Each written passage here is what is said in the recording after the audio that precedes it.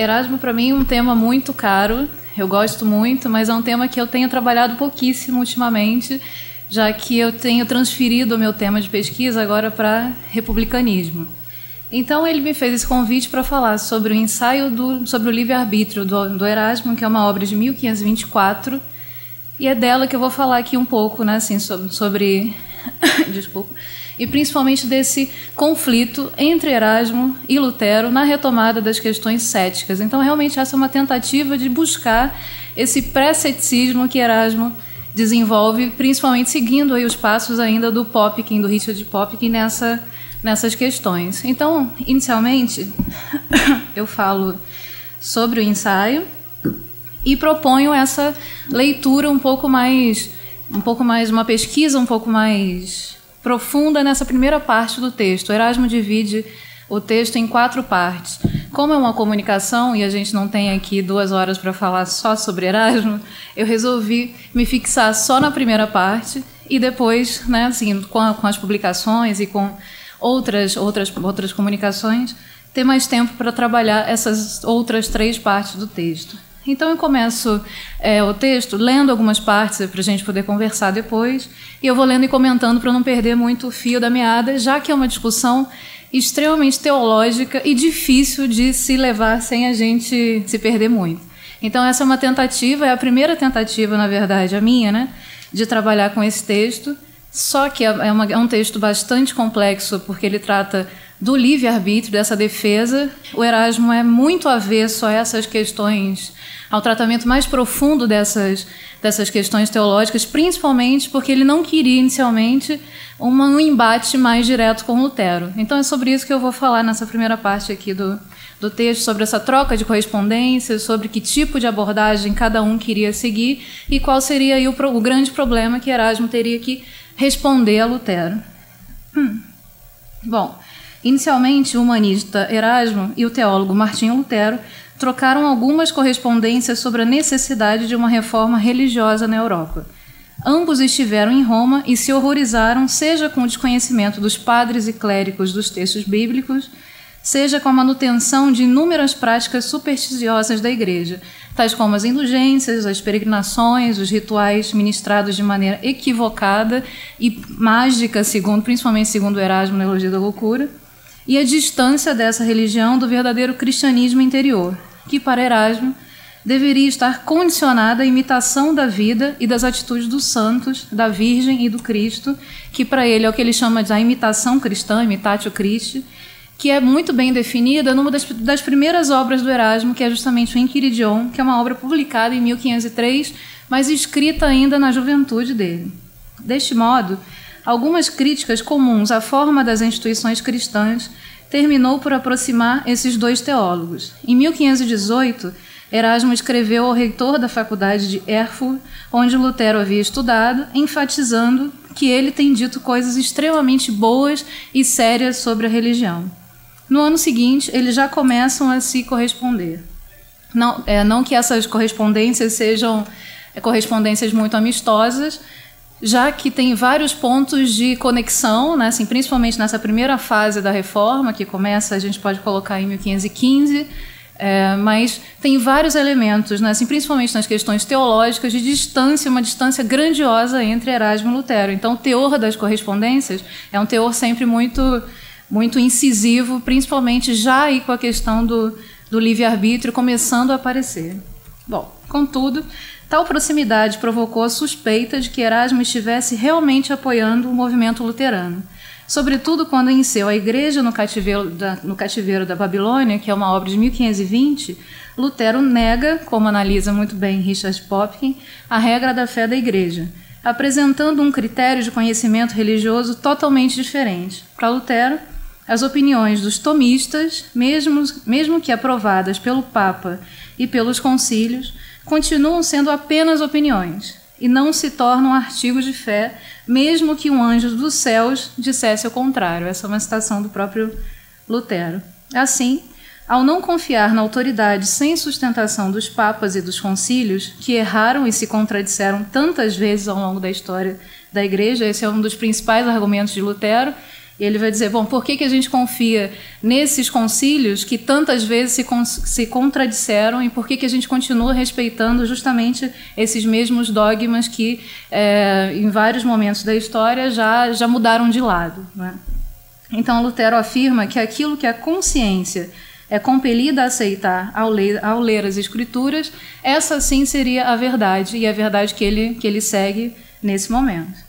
Ainda que tivessem, já neste momento, opiniões distintas sobre a fé, sobre o homem e já sobre o pecado original, Erasmo, como homem moderado e apaziguador, manteve-se distante do conflito. Então, assim, o que Erasmo fez até esse momento era, né, manter essa troca cordial, né, até certo limite com Erasmo, mas publicamente ele não se coloca contra o Lutero, né? Assim, em nenhuma obra só nas correspondências, mas em nenhuma obra mais específica antes de 1524, Erasmo ataca diretamente a Lutero. Mas, quando Lutero se recusa a retratar-se diante da Dieta de Worms, em 1521, a ortodoxia católica, representada então pelo Papa Leão X, não cessaria de pressionar Erasmo a escolher entre Roma e a Reforma, ameaçando-o de excomunhão por sua posição ambígua em relação às críticas luteranas à Igreja. A decisão de permanecer como espectador do conflito era mal interpretada de ambos os lados. Então, Erasmo começa a ser visto, né, frequentemente tido como luterano pelos ortodoxos católicos e como conservador pelos próprios reformadores. Ele se sente pressionado a escrever uma obra em que ele realmente se posicionasse. Além disso, né, assim, foram várias as outras pressões de amigos como Tomás Moros, do próprio Henrique VIII, de amigos reformadores que incitavam Erasmo a escrever contra Lutero, justamente explicitando a sua posição a favor da Igreja Romana e aí sim livrando-se das acusações de heresia protestante que lhe vinham sendo imputadas. Erasmo precisou, né, o teor das correspondências é muito claro nesse sentido, Erasmo precisou responder a esse ataque luterano até para se distanciar de uma ameaça também de heresia e de excomunhão.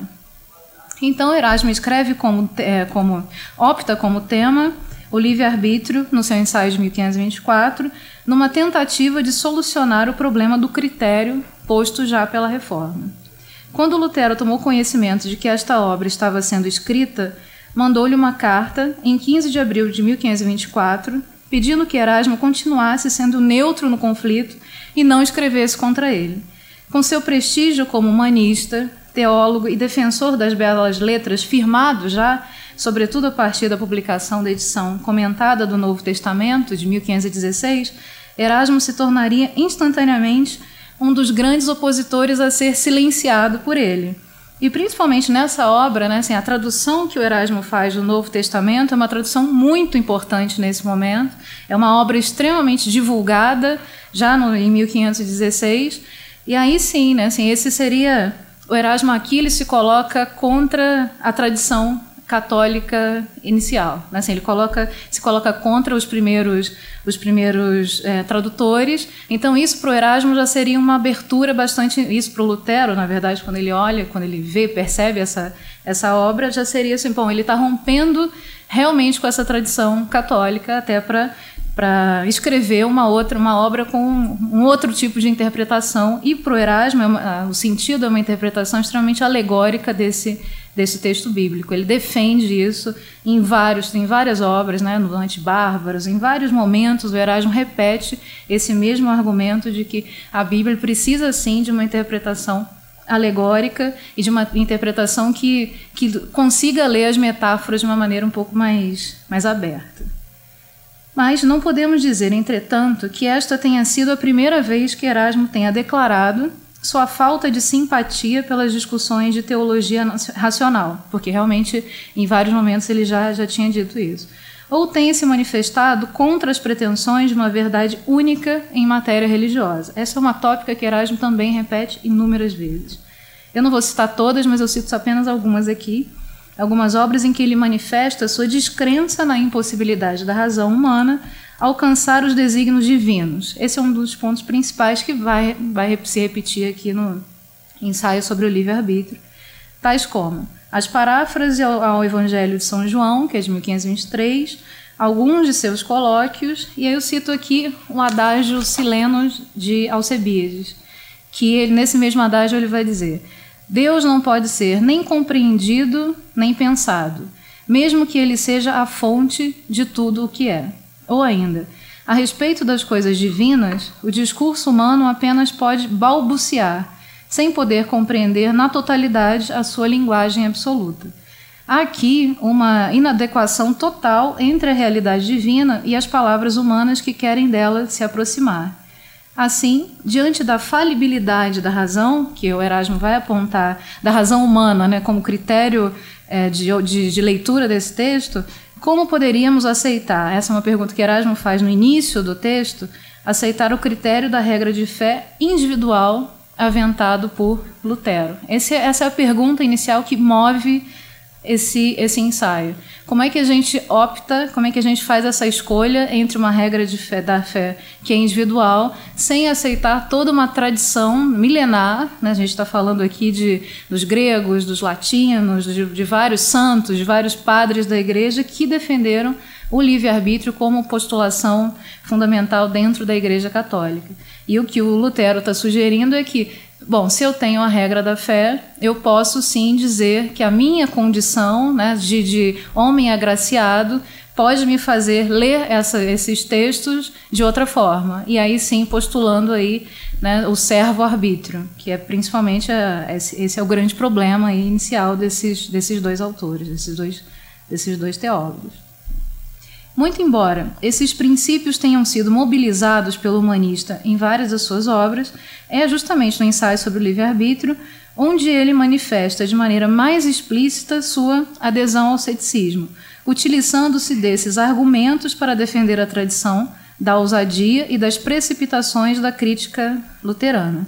Aqui eu faço só uma pausa, porque justamente é a obra em que ele diz claramente que ele vai fazer uso do ceticismo, mas isso não quer dizer que ele vá usar todos os tropos céticos, que ele vai fazer assim, em toda a obra, toda uma reapropriação, como o próprio Montaigne faz depois. O Montaigne, na Apologia, ele cita os 10 tropos, né? Assim, isso no Erasmo não aparece, né? Assim, ele se coloca ao lado dos céticos, mas ele não desenvolve toda a metodologia cética, todos os argumentos dentro dessa obra.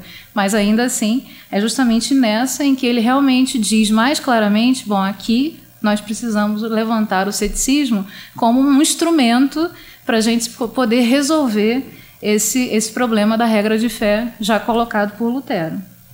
Então a questão que ele levanta era: como é possível ao homem distinguir entre essas duas leituras rivais das Escrituras? Como saber qual é a mais correta entre elas? Devemos optar, então, entre o livre-arbítrio ou o servo-arbítrio postulado por Lutero, já que as duas têm defensores grandiosos, né, do mesmo peso. Então, esse é o problema. Como a gente resolve? Isso para o Erasmo, ele diz no Elogio da Loucura, que é um texto anterior, ele vai dizer, olha, fazer esse tipo de defesa, entrar nessas discussões teológicas, é a mesma coisa que ficar discutindo quantos níveis o inferno tem, ou então quantos anos de purgatório nós teremos pela frente. É uma discussão infindável. Enquanto nos detivermos sempre nessas discussões, as questões mais importantes dessa religião cristã, que precisa, sim, de uma reforma interna, não serão resolvidas nunca, já que nós sempre optamos por essas discussões teológicas infindáveis. Os verdadeiros argumentos, ou para o Erasmo, os argumentos mais importantes, eles se perderiam ao longo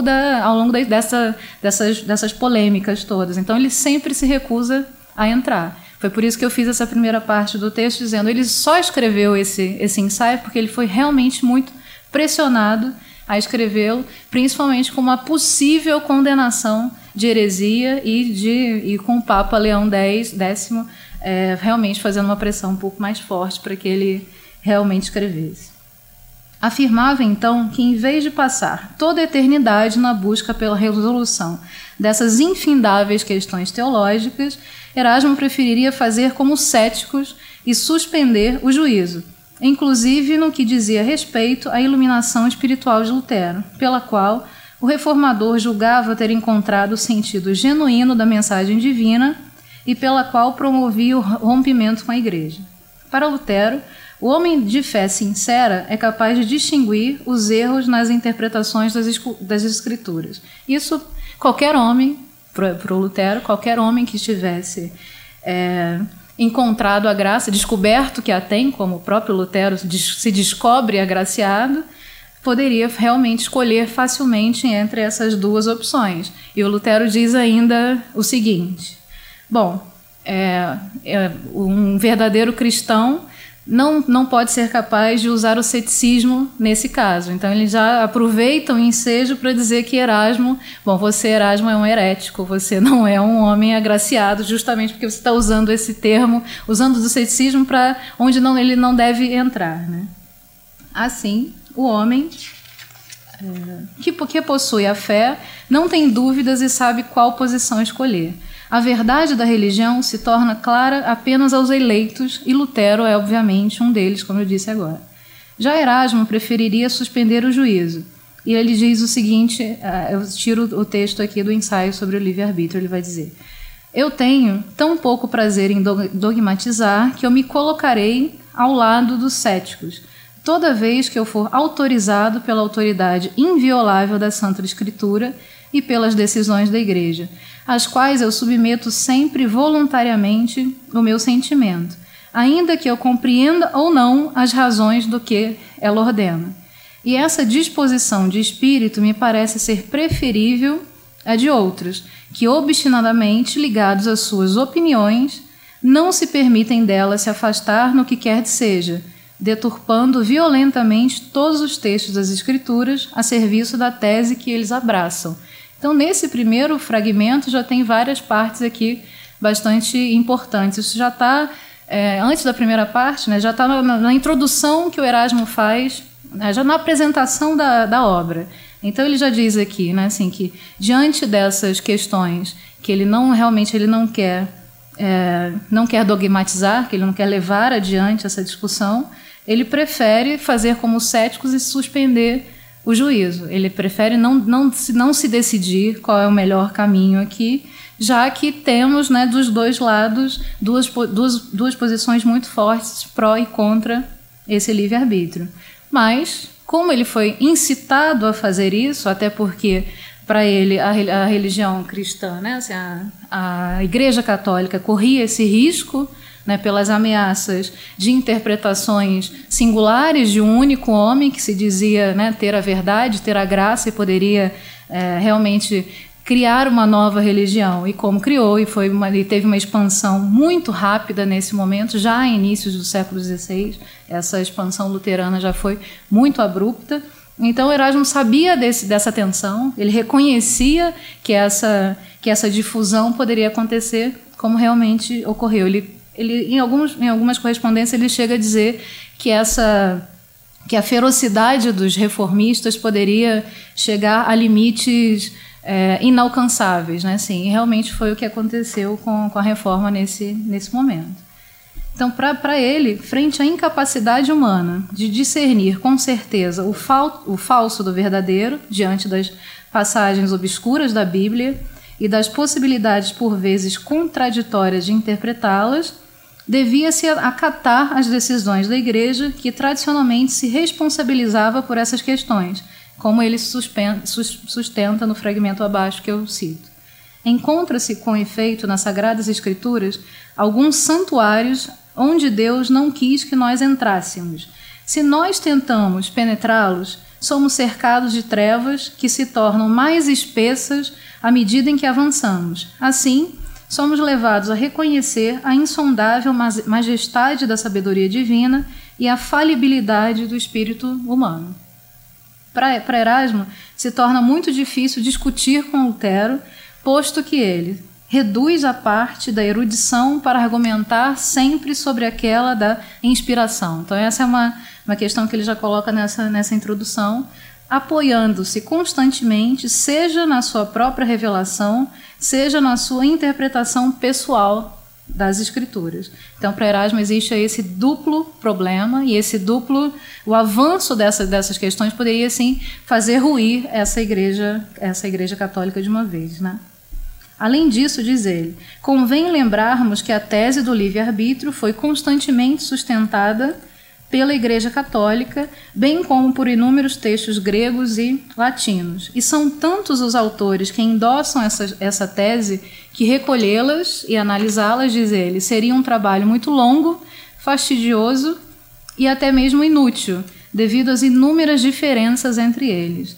O que nos faria, então, desprezar a opinião de tantos sábios, cristãos ortodoxos, santos, teólogos, antigos e modernos, em favor da opinião de qualquer indivíduo cujo apreço excessivo à própria opinião só poderia gerar conflitos na cristandade?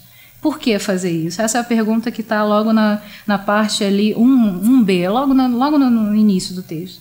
Em relação às revelações privadas, continua o humanista, elas devem ser invocadas sob um rígido controle, sendo o acordo com a tradição o melhor critério de autenticidade. Tendo em vista, diz ele, a dificuldade em se estabelecer do que as Escrituras querem de fato dizer sobre o problema do livre-arbítrio, porque, mais uma vez, não aceitar a solução tradicional apresentada pela Igreja. Segundo Erasmo, isso, além de interromper esses conflitos, interromperia essa diatribe, né? Assim, se essa questão pudesse ser resolvida, ela já poderia ser colocada um ponto final nela logo no início do texto. Ele não precisaria passar pelas partes subsequentes desse texto, né? Se até mesmo as escrituras são ambíguas sobre essa temática, de que serviria continuar o debate? Então, esse é o segundo ponto que o Erasmo coloca aí também. Não são só os analistas que observam as escrituras e criam teses ambíguas sobre a questão do livre-arbítrio. O próprio texto bíblico, né, assim, dá margens, né, o próprio texto é ambíguo e pode tanto ora defender o livre-arbítrio quanto ora defender o servo-arbítrio. Então Erasmo vai, nessa primeira parte que eu vou começar a entrar aqui com vocês, Erasmo vai citar os principais textos aqui a favor do livre-arbítrio, que é justamente o tema que ele conhece melhor, né, os textos que ele conhece mais profundamente, e ele faz, obviamente, uma análise bastante pontuada em cima da questão do livre-arbítrio, destacando aí a influência de vários autores como Pico della Mirandola, Lorenzo Valla. Então, aqui, nessa primeira parte, o Erasmo está bastante confortável defendendo a tese que ele se propôs a defender. Na parte subsequente, aí sim ele vai tentar, justamente rebatendo a Lutero, pegar as passagens tradicionais em que, né, assim, nessas passagens esse problema do servo-arbítrio está mais clara, então ele vai pegar essas passagens do servo-arbítrio e tentar rebatê-las. Mas como ele não conhece muito bem esse terreno, ou demonstra não conhecer também, os argumentos não são dele próprio. Ele vai citar aí argumentos de uma literatura já mais embasada, antiga, em que ele apenas repete para responder a Lutero. Mas muitos analistas vão dizer, Erasmo não consegue responder a esse problema do servo-arbítrio na segunda parte. E eu acho que ele realmente não estava se propondo a isso nesse momento, né? Assim, ele realmente já aponta na primeira parte do texto que, olha, tem duas formas de se analisar esse problema, a questão do livre-arbítrio e a questão do servo-arbítrio. É impossível eu conseguir provar aqui para todos os leitores que a questão do servo-arbítrio é uma questão que tem que ser, que ela tem que simplesmente deixar de existir, porque também tem vários autores que a endossam.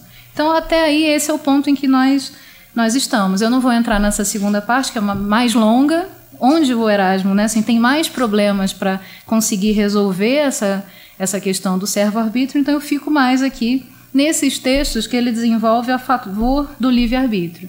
Então, assim, onde é que está aí, nas partes subsequentes, principalmente na última, nessa conclusão, esse ceticismo erasmiano? Eu poderia dizer que está mais justamente nesse início. Principalmente quando ele vai avançando no texto, ele deixa de usar esses argumentos céticos e fica mais numa discussão teológica, usando os textos que ele conhece bem. Então, nesse início, já dá para a gente compreender bem onde é que está o ceticismo e qual é o problema que ele quer solucionar. Porque ele realmente, o texto é muito, né, para quem não conhece, não é impossível, não tem uma tradução, né, para o português, não é um texto fácil de achar, mesmo fazendo doutorado sobre Erasmo, eu demorei um tempo para conseguir achar esse texto, só tem uma edição bilíngue em francês, agora tem uma outra em italiano, mas durante, sei lá, um percurso de 10 anos para conseguir comprar 2 edições, então não é um autor muito fácil da gente trabalhar. Agora, para quem vai ler, né, assim, desanima um pouco pelas questões teológicas. Sim, é um texto bastante denso nesse sentido, mas os argumentos principais, principalmente em relação aos argumentos céticos, já estão postos logo nessa primeira parte. Então, para quem se interessar, eu acho que vale o esforço de ultrapassar um pouco essa barreira, essas barreiras teológicas que a gente coloca, para poder chegar mais perto desse autor. Então, nessa segunda parte, Erasmo cita aqui um dos principais textos que advogam a favor do livre-arbítrio, que é o Eclesiástico, capítulo 15, versículos 14 a 18. E aí ele diz: o homem foi criado com uma razão incorrupta, de onde nasceu a vontade, livre para tomar boas ou más decisões. Entretanto, a partir da queda, ela quase se extinguiu, tornando-se tão depravada que não poderia corrigir seus caminhos. Mas, com a ajuda da graça divina, que sempre acompanha o esforço humano, é possível ao homem agir corretamente. Não menos direto é o texto do Gênesis 4:6, né? Capítulo 4, versículo 6, onde Deus reconhece a Caim a possibilidade de escolher entre a ação virtuosa e o pecado, seguindo da sua sanção respectiva. O Novo Testamento, segundo Erasmo, não possui uma linguagem distinta, pois Cristo não cessa de dar seus preceitos sobre a forma condicional, reservando a liberdade de escolha e o valor do esforço humano um papel central. Afinal, se o homem quer de fato alcançar a vida eterna, ele deve escolher seguir esses preceitos cristãos. Então sempre existe essa questão da condicionalidade, né? Assim, esse homem ele pode escolher se ele quer realmente a salvação ou não. Então, seguindo aí essa trilha, né, já desenvolvida pelo Pico della Mirandola, que diz: o homem é como um proteu, é como um camaleão, ele pode tanto ascender ao nível dos santos, dos anjos, né, assim, dos seres mais elevados, quanto decair ao nível dos seres mais embrutecidos e dos demônios. Esse tipo de colocação já aparece no Erasmo desde as primeiras obras também. E ele segue. Paulo, de seu lado, na carta aos Coríntios, nos incita a penitência e a ação perseverante, sendo destacado o papel da crença e o valor do esforço humano. Sua doutrina nos mostra o homem dividido entre as demandas das paixões e as solicitações do espírito, mas, sempre com a ajuda de Deus, o cristão poderia triunfar e produzir boas obras. São muitas as sentenças condicionais, eu não vou aqui, obviamente, cansar vocês com todas elas, eu estou apenas citando algumas das principais, que salientam promessas tanto de recompensa ou de punição. Então, cabe ao homem escolher qual sentença ele quer para sua mísera vida. Assim, Erasmo compreende que se o homem não pode decidir entre o bem e o mal, não é possível culpá-lo de seus pecados. Aliás, se a vontade não é livre, o pecado deixaria de ser pecado pela sua involuntariedade. Os conflitos entre essa razão e a vontade já são expressos nessa obra e aparecem de uma forma muito clara também no Enchiridion, que é essa primeira obra que eu citei inicialmente, que é de 1503. E no Enchiridion é bastante interessante porque ele vai fazer para que esse homem, Enchiridion ou Manual do Soldado Cristão. Então Erasmo vai dizer, se para esse homem conseguir ser realmente um cristão convicto, né, assim, para que ele realmente exerça o seu livre-arbítrio da melhor forma possível e alcance essa salvação, ele tem etapas de um comportamento que ele tem que seguir. É realmente um manual. Mas antes de entrar nas regras desse manual, o Erasmo diz, esse homem, além disso, ele tem que negar algumas doutrinas que não nos ajudam, principalmente as doutrinas antigas, que não nos ajudam nesse processo. A segunda vai ser justamente a primeira seria o platonismo. A segunda, o estoicismo, E a terceira, essa teologia escolástica que nos coloca aprisionados em discussões teológicas muito, muito abstratas, né? E ele vai dizer, né, assim, a razão, tal como for estabelecida por Platão no Timeu, que é a obra que ele analisa aqui no Enquiridion, não consegue domar os vícios humanos, porque essa razão é uma razão fraca diante desses vícios. Essa é a leitura que ele faz. Já os estoicos, que querem buscar esse perfeito homem sábio, esse sábio deve estar livre de todo tipo de perturbações que consideram enfermidades da alma. Já para Erasmo, ele vai dizer, eu cito aqui uma pequena passagem dessa obra, ele vai dizer: as tentações não apenas não são perigosas, mas também são necessárias para a tutela da virtude. Superada a tentação, dá-se sempre ao homem um aumento da graça divina, com a qual ele fica mais preparado contra os assaltos futuros do inimigo. É como se esse homem aprendesse a cada vez que ele cai, a cada vez que ele comete um pecado, a cada vez que ele se desvia do caminho. Ele vai citar algumas vezes o caso de Santo Agostinho, que demorou aí 40 anos para descobrir o próprio caminho dele, né? Assim, então Erasmo usa isso como uma espécie de aprendizado, né? Assim, esse homem precisa aprender com essas paixões. Então, excluir as paixões da vida desse cristão seria uma opção equivocada, né, dessas leituras antigas. Então, ao contrário do que postulam os estoicos, por exemplo, na perspectiva cristã, a realização maior do homem deve ser vencer as tentações e incursões malignas. Então, ele não exclui as tentações, elas têm que ficar como parte dessa gradação, dessa evolução desse cristão. Ainda que sua alma arda em paixões violentas, tu has, diz ele, de obrigar, ameaçar e atar esse proteu com amarras violentas, mesmo que se transforme em toda sorte de coisas prodigiosas. Erasmo, por isso, legitima e salva os afetos, já que eles podem ser orientados não só na direção do pecado, mas também no bem do espírito, conforme o livre-arbítrio e o bom senso humanos. Ele vai dar um exemplo que foi bastante repetido, né, assim, em outros textos também. E aparece nos colóquios, aparece nos adágios. Ele vai dizer: o amor conjugal, por exemplo, pode ser perigoso e ruim para o homem se ele tem por fim apenas o prazer sensual. Assim como pode ser benéfico se o marido ama em sua esposa a imagem de Cristo que ele vê nela, ou seja, a santidade, a piedade, a modéstia, o amor ao próximo, aquela dedicação. Então, assim, ele se preocupa com isso.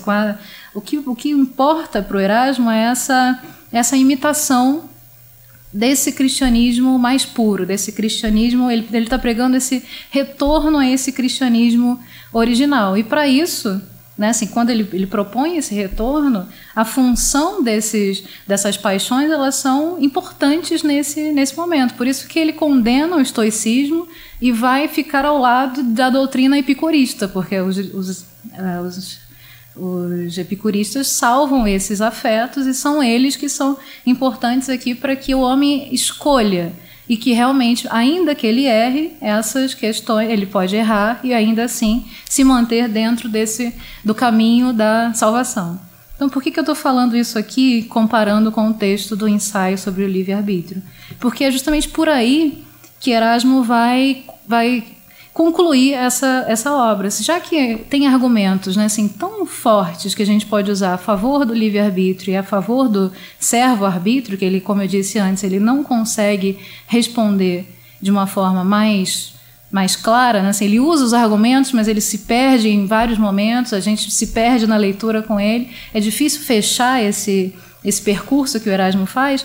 A saída que ele dá para esse texto do ensaio sobre o livre-arbítrio é justamente puxar para aí, né? Assim, não interessa tanto se temos aí duas questões igualmente defendidas pela teologia. O que importa é deixarmos essas questões como estão e seguirmos exatamente nesse paradigma que ele está propondo aqui, que é justamente esse retorno a essa vida interior, né? Assim, por isso que ele propõe logo no início a suspensão do juízo. Ainda que eu não consiga provar para vocês que o servo-arbítrio luterano está errado, ele tenta, mas ele não é tão feliz como na primeira parte, o que importa para ele é justamente isso daqui. Então, esse conhecimento, né, assim, que é muito importante nesse momento, é um conhecimento que vai juntar essa razão, mas essa razão que tem, o Erasmo nunca descartou, né, assim, nenhum trabalho dele, justamente essa razão mais filosófica, e juntamente com essa razão que conhece a Bíblia, conhece os preceitos cristãos. Então é uma razão mais forte do que a platônica, por exemplo, que não conhecia, não conhecia ainda as doutrinas cristãs. Então essa razão mais forte torna justamente esse conhecimento mais estruturado para que possa vencer esses assaltos aí dos vícios durante a vida dos homens. Então essa é a proposta que ele vai seguindo. E eu volto aqui à questão do livre-arbítrio para eu começar a concluir algumas questões. Voltando ao livre-arbítrio, para Poppenkin, então, o texto de Erasmo trata mais de uma atitude cética de Erasmo de que uma argumentação cética propriamente dita, mas estaria resolvido aí o problema do critério levantado por Lutero. Não há, portanto, nas partes subsequentes, como eu disse antes, da obra, outras indicações desse ceticismo, né? Assim, ele não vai usar os tropos, né, como Montaigne usa posteriormente, até porque Erasmo não tinha acesso, né? A tradução realmente só foi feita em 1560, né? Oi? Isso. Essa tradução ela só aparece em 1560, Erasmo está escrevendo essa obra em 1524. Já circulavam alguns textos céticos, mas não as hipotiposes. Então aqui o que Erasmo usa são algumas indicações céticas, mas nada além disso, né? Assim, seria um proto-ceticismo que emerge aí já, assim como o Petrarca usou também, o Pico dá algumas indicações, o próprio Nicolau de Cusa usa o termo, mas sem aprofundar exatamente como Montaigne, que é o primeiro justamente a pegar esses tropos e aplicar nos seus ensaios. Então, só para a gente concluindo, para Lutero, por sua vez, respondendo às críticas erasmianas em seu De Servo Arbítrio, que é justamente publicado no ano seguinte, em 1525, era inadmissível se levantar problemas céticos em questões relativas à fé, luz de Deus para os homens. Apelava, por isso, plenamente à sua consciência individual como regra da fé e como critério de validade da sua interpretação da palavra de Deus, pois, para ele, a natureza humana era depositária da verdade última das Escrituras, mediante os desígnios obscuros da graça divina que concedia sua luz ao espírito. Da perspectiva luterana, portanto, a tradição tendia a solidificar erros, havendo por essa razão a necessidade do homem se voltar para o seu interior para descobrir a centelha do amor de Deus que lhe concedia a visão da verdade autêntica de sua mensagem. Fundamentalmente, na visão luterana, o homem só poderia adquirir esse conhecimento pela ação do fator externo da graça onipotente. Por isso, sua condenação a Pelágio, no servo-arbítrio, que polemizara com Santo Agostinho nos tempos da consolidação do pensamento cristão, ser tão incisiva, já que para Pelágio o homem poderia ser salvo mediante suas próprias ações nesse mundo. De acordo com Lutero, inspirado na noção agostiniana da graça, o homem definitivamente decaído em sua natureza não podia jamais contribuir para a sua salvação. Seu ataque ao pelagianismo se orientava contra a sobrevivência de seus traços no cristianismo humanista de Erasmo, que louvava a determinação da vontade humana em seguir os preceitos e contribuir para a neutralização do caráter decaído de sua natureza. Afirmando, como dissemos antes, as capacidades de ação do homem neste mundo, Erasmo contestava fortemente em suas bases o excesso de interioridade da fé reformada, em que a própria opinião se transformava em certeza e dogma a ser sustentado e obedecido externamente. Atentava para os perigos do solipsismo inerentes aos princípios da nova religião, pois se o cristão pusesse tal convicção e certeza sobre a validade de suas próprias opiniões, ou seja, como provindas da transcendência da luz divina, isso implicaria numa ruptura radical e definitiva com os valores e questões do mundo externo que lhe cercavam. Para ele, se estimularmos a ideia de que o critério da verdade da palavra divina estaria no plano da subjetividade, tal fato contribuiria imensamente para um conflito ainda maior na cristandade, sendo que, dadas as insuficiências naturais da razão humana, uns não poderiam, na verdade, provar mais do que os outros a presença da luz divina. Uma vez que se sentia incapaz de resolver problemas teológicos complexos, como das relações entre graça e livre-arbítrio, e nem tampouco era esse o seu interesse, central dos seus argumentos, ele preferia simplesmente aceitar as proposições da instituição que durante séculos tentou responder a essa e outras dúvidas, estabelecendo em torno de seus postulados a concórdia entre os cristãos. Então essa é uma opção que ele faz nessa obra, não em todas. Como eu disse antes, na sua tradução de 1516, ele rompe com essa tradição para desenvolver uma tradução melhor, alegórica e metafórica do texto bíblico. Então essa é uma estratégia erasmiana aqui também, justamente para defender o argumento que ele precisa sustentar aqui da regra da fé do Lutero. Acreditamos, portanto, que o critério de verdade aceito por Erasmo, ele advém mais de uma base aristotélica e eminentemente prática, sobretudo como está exposta no livro 3 da Política, principalmente no que tange ao consenso, pois, se não há certeza na opinião individual, o mais correto seria adotar o que é aceito pelo senso comum, já que o juízo da multidão tem maior validade do que é defendido por apenas uma pessoa. Então, a tradição retórica é muito importante para o Erasmo. Então, ele usa muito Aristóteles e usa muito Cícero, principalmente nos textos pedagógicos. Então, essa questão do consenso, para ele, seria uma alternativa. Eu posso suspender esse conflito e optar pelo consenso. É isso que ele acaba concluindo na obra. A defesa cética da tradição, no contexto específico da controvérsia com Lutero, não contradiz, mas antes se adequa melhor aos princípios de seu cristianismo autêntico e interiorizado, que é, como eu falei, a ideia de uma imitação cristã, centrado na pureza dos preceitos e na imitação da conduta, principalmente dos santos, da Virgem, dos homens que a gente deveria não comprar indulgências, mas sim manter a mesma conduta, a sua mesma conduta cristã, caridade, bondade, a sua dignidade. É isso que para ele é mais importante nesse momento de reforma e contra-reforma posteriormente católica. Bom, gente, era isso. Muito obrigada.